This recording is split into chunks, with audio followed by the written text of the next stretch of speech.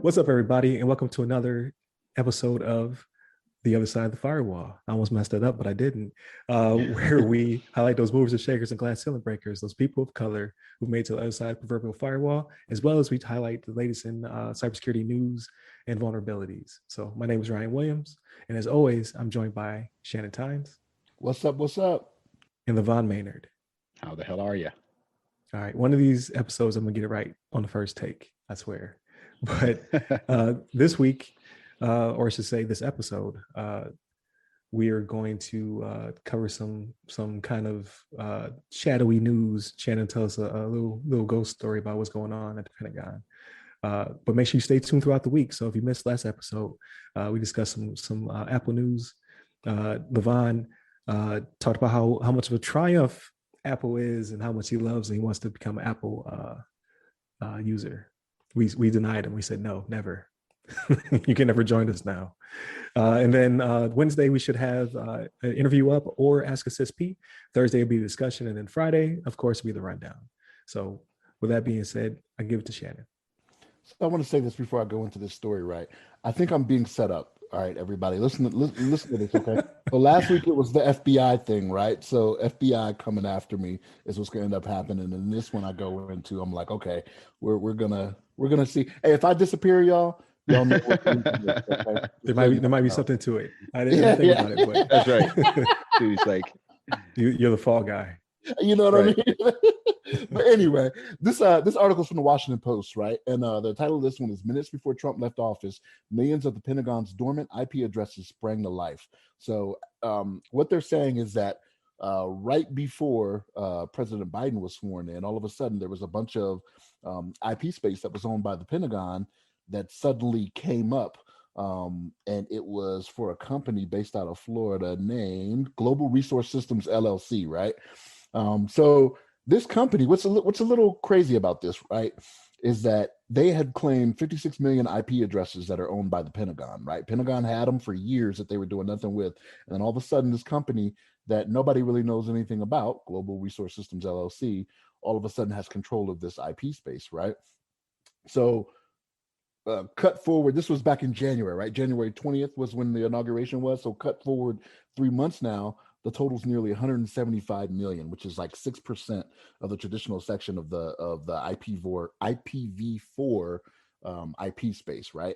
That's a lot. You start thinking about that. You're like 6%, like owned by one company. That's a little bit much. Now, where you can go with this, right? The Pentagon says, hey, it's just for, different type of research and things of that nature, testing things out. But when you start to think about this and you think about what else is going on in the world, it's kind of hard not to see this as kind of I don't want to say a training ground, but this could be the start of, man, this is what gets me in trouble, right? This is with the FBI, and now this could be like the start of us maybe starting to do more offensive actions against different foreign states that have been in the news lately, which we have addressed in this podcast, and you should go back and look at. But this is something it's very drastic, and it's something that kind of slid under the radar. Like I found this in a couple other spots, but it was mostly not to say the Washington Post is small, right? But you didn't see it in a lot of mainstream sites. I saw it in Ars Technica and different like technical publications and whatnot, but this hasn't really made news like that. I didn't see it back in January. I just saw it this week where all of a sudden it picked up, right? So they flew under the radar for 3 months with this. But it was again, man, I know I'm making myself a target, but what do you do with all this space, right? What do you do with all these IP addresses, right? I can't see this being for like testing purposes, research purposes, or something like that. To me, it just seems like it's going to be something of an offensive nature that we may start doing against other foreign nations because of things that have happened, to us and in the world, right? But yeah, this one is, man, this is not something to turn our head at, right? This is something we probably need to pay attention to, right? Now, mind you, it's the IPv4 space, right now, which we're running out of, and we're going to go to IPv6 soon, to where this 6% won't be such a big a big chunk, right? No, let me not say IPv6 soon. IPv6 is out there, but it's not widely utilized. I'll say that. But yeah, this is something to keep an eye on right here, man. This is something I'm actually going to follow to be like, okay, I got you, global resources. Pam, I got my eye on you. You know what I mean? But LeVon, what you got on this, man? Man, I don't want to disappear, so I'm going to make no comment. I'm just going to stay silent. No joking. Like it was him. It was LeVon. It was me. I don't want to get hemmed up by all of a sudden some Pentagon task force. No, but I was looking at the article. Like it's very interesting. I mean, like all these IPs like sprung to life, and a little bit further down the article, it says here, where is it at? It says that the change is the handiwork of an elite Pentagon unit known as the Defense Digital Service, which reports directly to the Secretary of Defense. The DDS bills itself as a SWAT team of nerds tasked with solving emergency problems for the department and conducting experimental work to make big technological leaps for the military. So, yeah, so this is just like, it's just very interesting. Like if this was like some sort of, I think you kind of touched on it, that, you know, they use these IPs for, for cyber, any kind of like cyber related like operations, maybe to test things out, to maybe even spy on other countries or do things like this. Like I can only imagine what they're using these IP spaces for. But for all these millions of IPs, like you said, 6% to be just spring up out of nowhere and be available or to be like in use. It just seems like just like I have no idea why they need that many in the first place. I mean, unless they were trying to like, yeah, because you got to imagine, like, even these organizations like these defense departments aren't going to be that many people. I don't think they're that big, as far as they don't have like millions of people like running these these departments. So it's not like they're gonna have like everybody gets an IP for the device and like for the computer and all this kind of stuff, but it has to be used for, I guess, like this defense digital service team. They must use it for like, solving problems and testing things out and trying to like, make some technological leaps for the military so they can try to do some crazy, like, I don't know. I can't even imagine what you do with so many IPs, really. It just kind of boggles my mind, really. And here's the thing, their team is small. Like the DDS team it's only 82 people, and it's engineers, data scientists, computer scientists, like 175 million IPs. Like, yeah, like what you gonna do with all that? Just come to my side and get kidnapped with me, LeVon. Right. Because that's a good point too. Because I mean, I think you touched on it too, that IPs are like in general like becoming a hot commodity, because IPv4 is becoming less availability. It's getting used up because we have so many devices out there. Got all these IoT devices, got these laptops, cell phones, everything like that. Everybody has like multiple devices, and everything's connected to the network. So the fact that they have this big collection of IPs that could potentially be used elsewhere and would be expensive, it's like worth a lot of money on the market. Because as you touched on as well, that IPv6 is kind of being the replacement for IPv4, because as it becomes exhausted, IPv6 can come in place. That it's almost inexhaustible. I think they said it's is an IP for like every grain of sand and something like that. Some crazy, ridiculous, some crazy amount of like IPs with the IPv6. But this is an interesting story, and I'm curious how it develops, and if somebody tries to like, hey, can we buy these IPs from you, Microsoft or Google or Apple, or somebody tries to take these IPs and say, hey, look, can we use them for for our cloud services or something like that, or whatever they're going to use it for. But yeah, I think it's kind of interesting. You have some thoughts on it as well, Ryan? Yeah. So they talk most about the seeking new vulnerabilities and things of that nature. So they talk about more of the pull side of BGP, right? So if I control 6% of the internet, right, of the entire internet, you have to go through me to reach other destinations. So that's where the BGP part goes into, right? So they can start pulling data. They can start to basically monitor, police, break down data, find analytics. Like they may see vulnerabilities coming before they actually have a chance to do something. So that's great. So from the DCO perspective, like the defensive cyber operations perspective, it makes sense to me. Why we had them for so long, we just now cut them on. Maybe there was a plan already being put in place. Because obviously it's not something you could just flip on like a switch, to my understanding. Because you saw it had to grow in number of IPs, but then they're not talking about the offensive side of the house. Like, yes, we'll control more of the gateways. We can see more people's traffic, maybe even police other nations' traffic before it gets to us. But can you imagine a distributed denial of service attack coming from 6% of the internet? We could effectively shut down cities, maybe multiple cities at one time, a state, if you will, with that much traffic. Like we can generate a lot of traffic by controlling 6% of the internet. So that's the part I'm not talking about. So perhaps because other countries are already showing that their offensive cyber capabilities are near peer, right? So you have like Russia and China doing some crazy stuff. And then when you talk about the whole battle between 5G with China versus us, and then the whole products being made in China and potentially having the ability to sanction or embed things, backdoors and things of that nature. But now we control at least 6% of the internet. So I mean, that's nothing to sneeze at. So I think both defensive and offensive, so DCO, OCO, I think this is starting to help us get back in line with our near peers. So I like it. Like so again, I'm the person who I like when I'm doing it. I don't like when nobody does it to me. Like they don't advertise how much of the internet is controlled by China or Russia or North Korea in this article. So I honestly don't know.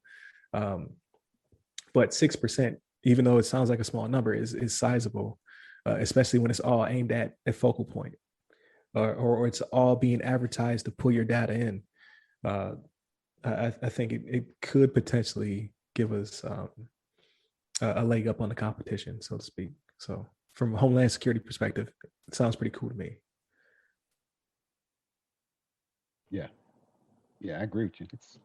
It's interesting, and so you might have to help me understand that. So now that, because it looks like this company now owns these IP spaces, so it's not part of Pentagon anymore. So it's no longer associated with the government. So now it's just like it seems like a show. Yeah, because I don't think they at no point do they say that they sold it to them. They just said that IPs that were formerly, like, because you know how you have IPs and blocks. Back when DARPANET was out there, like we probably owned the majority of the internet, right? All of the major IP space came from us, and then it was what's the word, federated to everyone else. Like, hey, you can have this chunk, you can have that chunk, etc. But you always hold on to a finite resource. So apparently, like, because they say 6% now, like who's to say we don't own another 2-3% out there that we have not cut on yet. So not only are we starving a finite resource by holding on to those IPs, because like you said, IPv4 is running dry. We were talking about IPv6 for like 20 years now. Like I've been doing this for 20 years, and before I came on the scene, they were already talking about IPv6 was going to be a thing.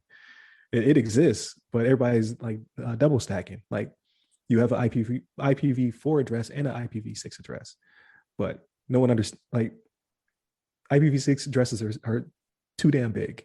Like, yeah, they're pretty big. It's not easy to give somebody your IPv6 address. Like it's all machine to machine. But where was I going with this? I just started rambling. That's all right. But all I heard was shell company, and now we're all getting kidnapped together. Oh, there you go. Yeah. Right. So I think that maybe these are leased, or that they're allowing them to use them for the advertising and mining of data. But I don't believe they've given them these addresses, because like the article says, like this would be worth billions of dollars. I don't think that company sprang out of nowhere to acquire them. I think that company was created to utilize them, so to speak. So I think it's like a symbiotic relationship. Like they exist only to do these things with these IPs. I don't think they're entities themselves. And there's no real history on the company, Like there's no real history on the company itself. Like, what has it been doing before January, right? Like, Right. Yeah. Right. I think it's just it was stood up to do these things.